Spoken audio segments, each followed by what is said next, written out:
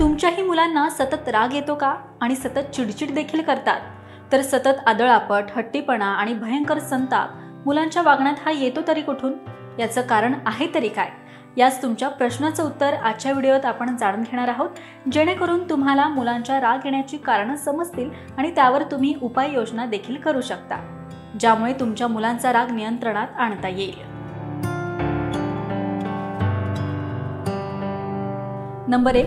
जन्मापासून पहिल्या काही वर्षात घरातल्या माणसांचा पुरेसा सहवास मिळाला नाही, स्पर्श मिळाला नाही तर मुलं मनाने अस्वस्थ होतात. हे अस्वस्थपण नेहमीच जाणवेलच असं नाही. काही वेळेस मुलं कायम रागराग देखील करतील, पण ही असुरक्षितता करणारी भावना कुठेतरी आतमध्ये दडून राहिलेली असते. ही अस्वस्थता केव्हा तरी अचानक संतापाच्या स्वरूपात बाहेर पडते. त्या संतापामुळे घरातली माणसं मात्र काळजीत पडू शकतात.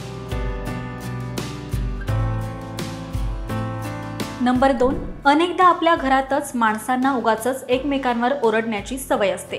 बाबा आईवर ओरडतात, आई बाबांवर ओरडते, सगळे मिळून मुलांवर देखील ओरडतात. हे वातावरण बघतच मुलं मोठी होतात. त्यामुळे ओरडून बोलणं यात काही चुकीचं आहे असं त्यांना वाटत नाही. हेच नैसर्गिक संभाषण आहे असं त्यांना वाटतं. यात दोष मुलांचा नसतो, मोठ्यांचा बघून ते शिकलेले असतात. तर घरातल्या सर्वांनी हळू आवाजात नीट बोलायचं ठरवलं तर मुलांची पण ही सवय बदलू शकते. नंबर 3. घरात काहीही समस्या नसतील पण तरीही मुलं तुमची चिडचिड करत असतील तर याला बहुतांशी कारणीभूत ठरतो तो स्क्रीन आणि त्यावर मुलं काय काय बघत असतात ते. जसं की गेम्समध्ये कोणाला तरी पाडणं, ढकलणं, मोडणं अशा प्रकारच्या कृती ठासून भरलेल्या असतात. यानंतर कार्टून फिल्म्समधील चित्रविचित्र पात्र, त्यांचे विचित्र आवाज, त्यांच्या हालचाली, एकमेकांना त्रास देणं, ओरडून बोलणं, चिडचिड करणं याचा परिणाम आपोआपच मुलांच्या मनावर होत असतो. त्यामुळे या गोष्टी ज्या आहेत तर त्या मुलांच्या टाळल्या पाहिजेत. नंबर 4. मोबाईलचं व्यसन हे कारण पक्क लक्षात घेण्याची गरज आहे. म्हणूनच आधीपासून मोबाईल देण्याची सवय लावू नका आणि देत असाल तर काही वेळासाठीच द्या. नंबर 5. विविध कारणांमुळे काही मुलांना जन्मापासून प्रेम मिळालेलं नसतं.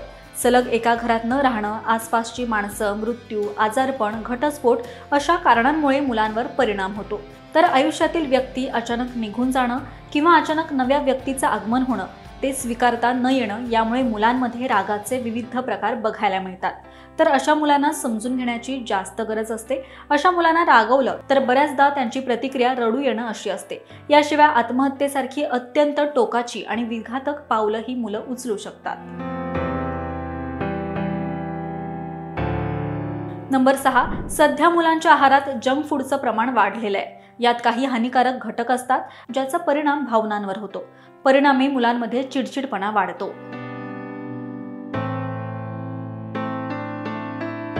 तर या सर्वांवर उपाय काय? तर मुलांशी शांतपणे बोलणं हेच महत्त्वाचं आहे.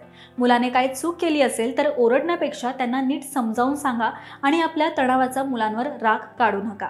तर ही माहिती तुम्हाला कशी वाटली हे कमेंट करून नक्की सांगा. पाहत रहा महाराष्ट्र टाइम्स. धन्यवाद.